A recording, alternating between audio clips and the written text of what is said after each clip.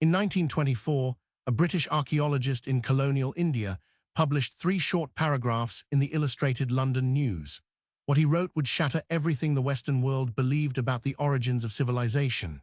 Buried beneath the earth of modern-day Pakistan and India lay the remains of a city with flush toilets, covered sewage systems, and streets laid out in a perfect grid. A city that was already ancient when the pyramids of Giza were still being built. And nobody, not a single living soul, had known it existed. This is the story of the Indus Valley Civilization, the largest civilization of the ancient world, and the one that history forgot. The year was 1921. India was still under British rule, and a young Indian archaeologist named Dayaram Sahni was sent to investigate a crumbling mound of earth near a small town called Harappa in the Punjab region of what is now Pakistan. Local villagers had been pulling bricks from the mound for generations. The British had even used thousands of these bricks as ballast for a nearby railway line in the 1850s, not knowing, not even suspecting, what they were destroying. But Sahni noticed something the railway engineers had missed. The bricks were too uniform, too precise. They followed a ratio, width to height to length, of exactly 1 to 2 to 4. This was not the work of nature. This was engineering. As he dug deeper, the earth began to reveal its secrets. Walls, streets, the foundations of buildings that had stood for thousands of years. And then, 600 kilometers to the south, another Indian archaeologist, R.D. Banerjee, was investigating what everyone assumed was a Buddhist temple mound in the province of Sindh. He too found bricks. He too found walls, but these walls were far, far older than any Buddhist temple. He had stumbled upon a place the local Sindhi people called Mohenjo-daro, the Mound of the Dead. When Sir John Marshall, the British Director General of the Archaeological Survey, saw what his Indian officers had uncovered, he understood immediately that the world was about to change. On the 20th of September, 1924, he published his findings under a title that still gives historians chills. A Forgotten Age Revealed. What Marshall's teams had discovered was not just an ancient city. It was an ancient civilization, and it was enormous. At its peak, around 2500 BCE, the Indus Valley Civilization stretched across 1.25 million square kilometers. To put that in perspective, that is roughly the size of modern South Africa. It was 20 times larger than ancient Egypt, 12 times larger than Egypt and Mesopotamia combined. And while the pharaohs were building pyramids to glorify individual kings, the people of the Indus Valley were building something far more radical. They were building a civilization for everyone. The cities of Mohenjo-daro and Harappa were not chaotic tangles of alleys and hovels, as you might expect from settlements 5,000 years old. They were planned, precisely, methodically, almost obsessively planned. Streets ran in straight lines, north to south and east to west, intersecting at perfect right angles. And here is where it gets truly remarkable. The streets were oriented so that the prevailing wind would flow through them naturally. They had engineered air conditioning into the very layout of their city 4,500 years before the invention of electricity. Now close your eyes for a moment and imagine walking through Mohenjo-daro at the height of its power, around 2300 BCE. The population is somewhere between 30 and 40,000 people. You enter through a main street, wide enough for 2 ox carts to pass. The buildings on either side are made of uniform baked bricks, many of them 2 stories tall, their thick walls keeping the interiors cool against the brutal summer heat of the Sindh plains. You notice something immediately. The doorways of the houses do not face the main street. They open onto narrow side lanes, providing shade and privacy. The Harappans valued their domestic life. As you walk deeper into the city, you hear the sounds of daily life echoing off the brick walls. The rhythmic clinking of beadmakers drilling tiny holes through carnelian and agate in their workshops. The low rumble of ox cart wheels on brick roads. The smell of flatbread baking in clay ovens, the world's first tandoors, the ancestors of the same ovens used in Indian restaurants today. And then you notice the drains. Covered brick channels running beneath every street, carrying wastewater away from the houses. Nearly every single home in Mohenjo-daro had its own bathroom, connected by clay pipes to this underground network. Some homes had bathrooms on the second floor, with pipes running inside the walls down to the drains below. Over 700 wells have been found at Mohenjo-daro alone. No other ancient city comes close to this number. London, the capital of the British Empire, would not have a proper sewage system until 1865. The Harappans had one 4,000 years earlier. At the heart of the Citadel Mound in Mohenjo-daro, you would find the structure archaeologists call the Great Bath.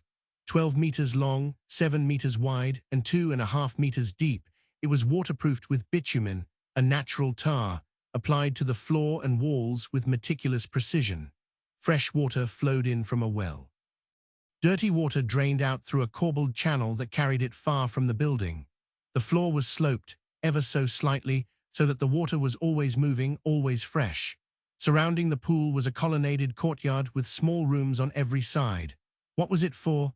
We do not know for certain, but many scholars believe it was used for ritual purification, a sacred bath that cleansed not just the body but the spirit. If that sounds familiar, it should.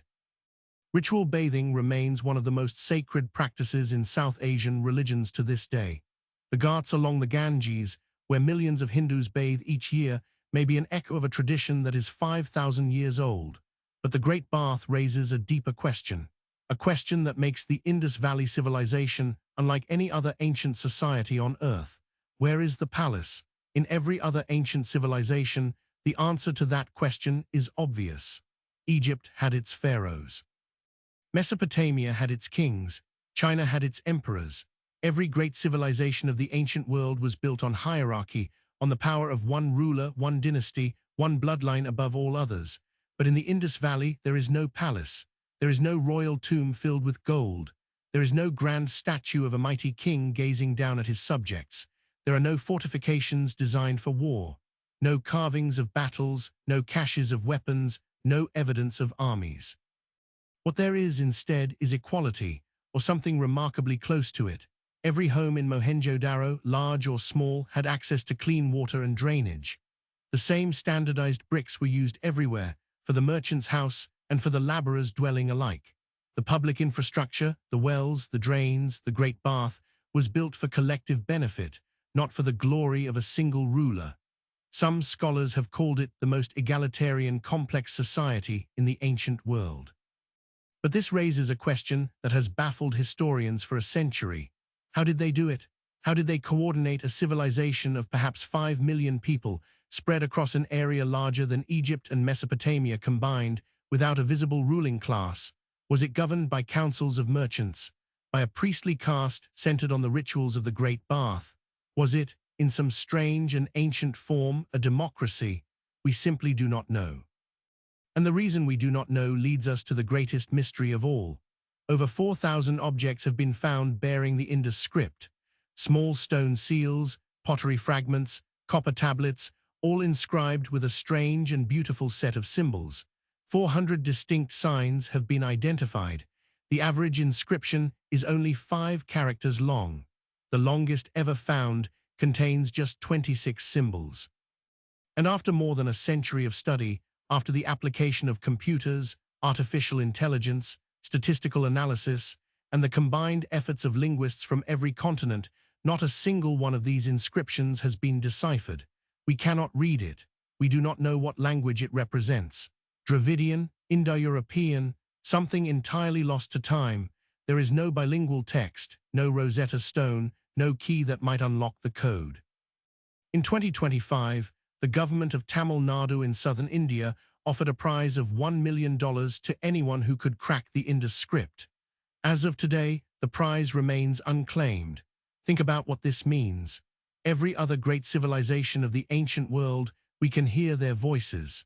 We can read the prayers of the Egyptians, the laws of the Babylonians, the poetry of the Chinese. But the people of the Indus Valley are silent. They built a civilization of astonishing sophistication, and we cannot read a single word they wrote. What we do know, from the physical evidence, is that the Indus Valley Civilization was not isolated. It was connected, spectacularly connected. Cuneiform texts from ancient Mesopotamia, from the land of Sumer, refer to a distant and wealthy land called Meluhha. Ships from Meluhha docked at the ports of the Akkadian Empire. The great Sargon of Akkad himself, around 2300 BCE, recorded the arrival of Meluhhan trading vessels. Scholars now agree that Meluhha was the Indus Valley. Around 30 Indus seals have been excavated in the Sumerian cities of Babylon, and Kish. The island of Dilmun, modern-day Bahrain, served as a trading hub in the Persian Gulf between these two civilizations. And here is a detail that reveals the balance of power. Dilmun used Indus weights, not Mesopotamian ones. It was the Harappans who set the terms of trade. They exported timber, ivory, lapis lazuli, gold, pearls, cotton textiles, and their exquisite carnelian beads, made using a chemical etching technique so distinctive that when archaeologists find one of these beads in a Mesopotamian tomb, they know immediately where it came from. In the port city of Lothal, in what is now the Indian state of Gujarat, archaeologists discovered a purpose-built dockyard. A 2024 study using satellite imagery confirmed it was a functioning ancient harbor, identifying over 140 ancient river channels surrounding the site. 5,000 years ago, Indian ships were sailing the Arabian Sea, connecting two of the world's great civilizations through a network of trade that spanned thousands of kilometers. Among the thousands of artifacts recovered from the Indus Valley, two stand above all others. The first is a tiny bronze figurine, just 10.5 centimeters tall, found by the British archaeologist Ernest Mackay in 1926 at Mohenjo-daro. It depicts a young woman standing with one hand resting confidently on her hip, her weight shifted to one leg. She is nude except for a necklace and a cascade of bangles, 24 on her left arm and 4 on her right. Her expression is calm, almost defiant. Archaeologists call her the dancing girl. She was made using the lost wax casting technique, proof of metallurgical skill that would not be matched in Europe for 2,000 years. Her pose, that effortless contrapposto, the weight on one hip, would not appear in Western sculpture until the Greeks, millennia later. Gregory Possehl, one of the foremost scholars of the Indus civilization, called her the most captivating piece of art from any Indus site. The second treasure is a bearded man carved from soapstone, 17.5 centimeters tall, wearing a headband and a patterned cloak decorated with trefoil designs. For decades, he was called the Priest King, but modern scholars have questioned that title. There is no evidence he was either a priest or a king. He may simply have been an ordinary citizen, or a craftsman, or a merchant. In a civilization without kings, even our instinct to crown someone reveals more about us than about them. When British India was partitioned in 1947, these two treasures were divided. The dancing girl went to India. The priest king went to Pakistan. Even in their separation, the relics of the Indus Valley mirror the fractured history of the subcontinent that was once their home.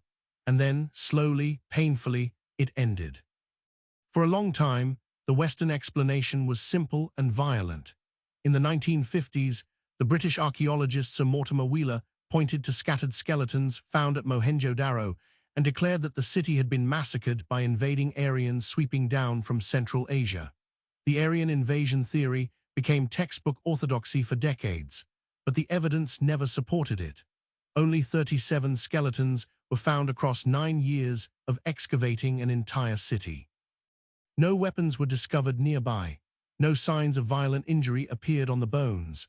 No destruction layer, no burning, no battlefield debris. The skeletons dated from different periods spanning nearly 1,000 years. This was not a massacre. It was simply a city dying slowly over centuries. In 2019, a landmark DNA study from the site of Rakhigarhi, the largest Indus site ever found, proved conclusively that steppe pastoralist DNA was absent from Harappan remains. Great migrations from Central Asia happened after the civilization had already declined.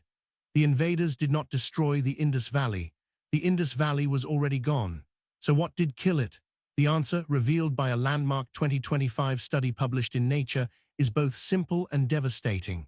Drought. Not one drought, but 4 successive waves of intense drought between 4,400 and 3,400 years ago. Rainfall dropped by 10 to 20%. Temperatures rose. River flows fell by over 12%. The Indus Valley people were not conquered. They were slowly, relentlessly, over the course of centuries, dried out, But here is what makes this story not a tragedy, but something far more remarkable.